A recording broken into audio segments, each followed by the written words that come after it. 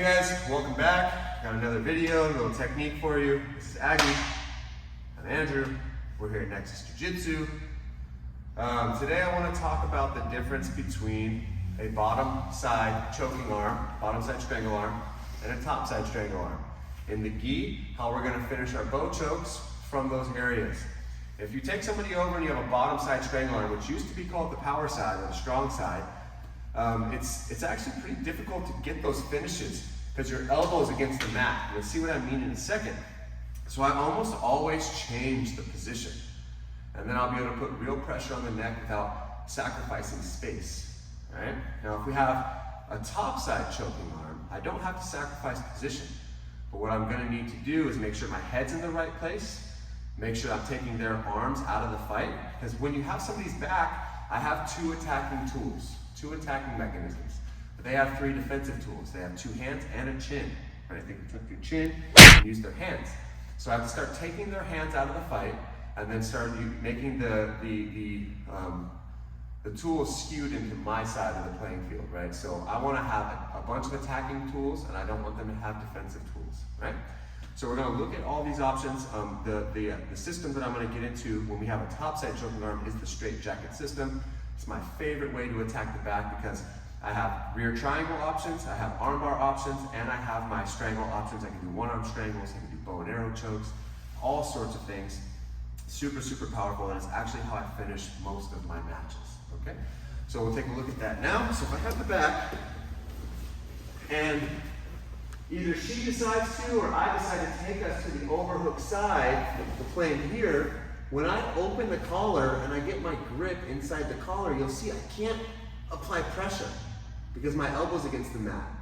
For me to apply pressure, I have to move my head way back and pull, and now she can bring her head to the mat and I lose the strangle, right?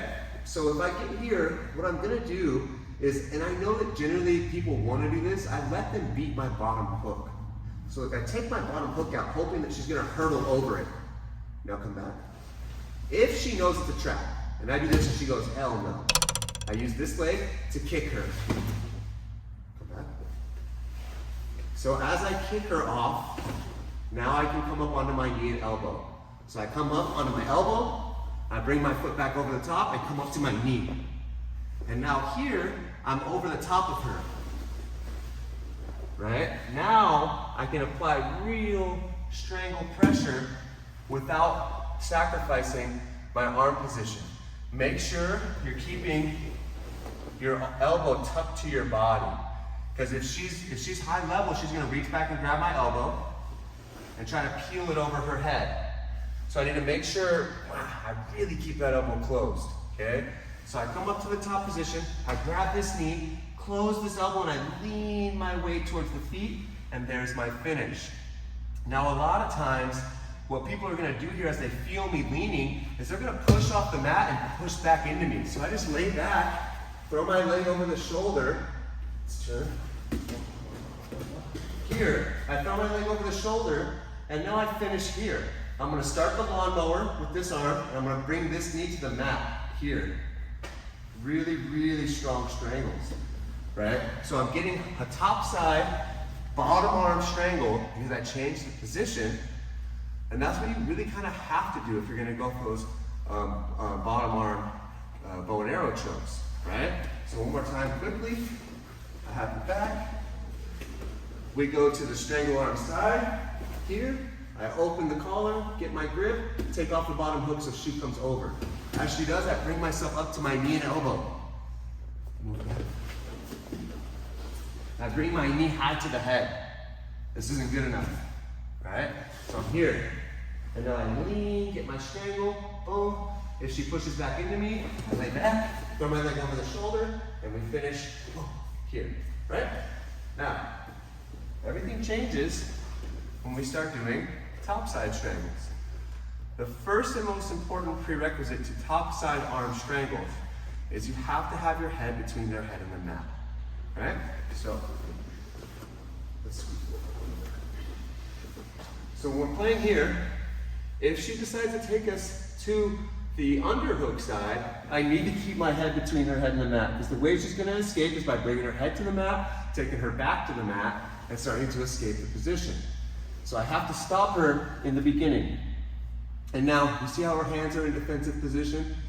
This is where 100% of people that know Jiu-Jitsu, that know how to fight, that are alive, are gonna put their hands. Right? So here, what I'm gonna do is I'm gonna roll my strangle hand over the top and grab the far wrist. And then I'm gonna roll my secondary hand between my arm and her arm. Don't come over the top here because now I'm stuck. I go between my arm and her arm and grab this wrist and I straighten it. This is the straitjacket system. And now all I need to do is take my top heel to my bottom wrist and I can pin her arm. I like to cross my feet here. I don't like to take the arm behind because it's actually much easier to escape this position. So I just cross my feet right here. Right? Make sure the leg that's trapping her arm, their arm is on the bottom of the cross. If I go here, she can easily withdraw her arm and she's out. So again, we land here. She has defensive hands. I roll my strangle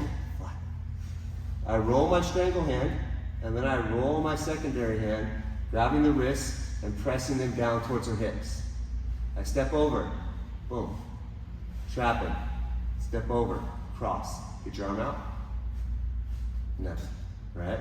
Now I'm going to do a transfer. I transfer this hand to my secondary hand. Don't grab the wrist. She can grab my gi. Now, grab my gi. Now I'm struggling. My nails. Grab middle finger along the knuckle line. Right? Middle finger along the knuckle line and pinch. Grab my gi. See that? Grab, try to pinch your hands. Look at it. It's useless. This, grab my gi.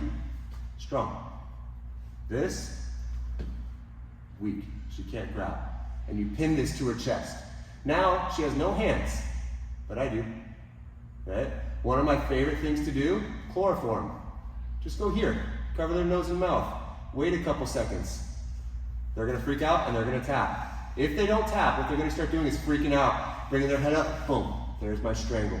I can go into the gi, thumb in, and pull back, one arm strangles, or I can just grab the shoulder, put my chin on my hand, and pull my elbow back.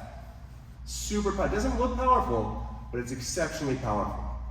From a bottom side choking arm, all I have in terms of options is the strangle. From a top side choking arm, now I have the ability to get into reverse triangles and arm bars of all kinds. So, for a long time in Jiu-Jitsu, 20 years maybe, it was called strong side and weak side. The underhook side, the top side strangle arm, was always considered the weak side because it's easier to escape to unless you keep your head in position. From the bottom side choking arm, all you have is the option of the strangle. That's it. And you have to change the position. From a top side choking arm, from a top side choking arm, you have rear triangles, arm bars from the back, and you have the straitjacket system where you can take away their defensive tools. You can put in bow chokes, one arm strangles, or go to any of those other options I talked about previously. So I lean heavily towards bottom or top side strangle arms, being on the underhook side. It used to be called the weak side. Now I just call it the underhook side. Super powerful, but I still do get lots of finishes if I'm playing from the overhook side or having the strangle arm on the bottom, right? They're both efficient, but I think one is a little better because of all the options, right? So try those motions out. Again, this is Aggie. I'm Andrew. We're here at Nexus Jiu-Jitsu in Folsom. Hit that like button if you like the content. Subscribe immediately.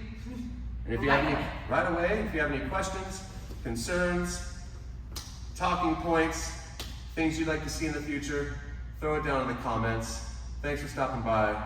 Go try this on all your friends, maybe some family members, who knows. And let's get it. Damn it.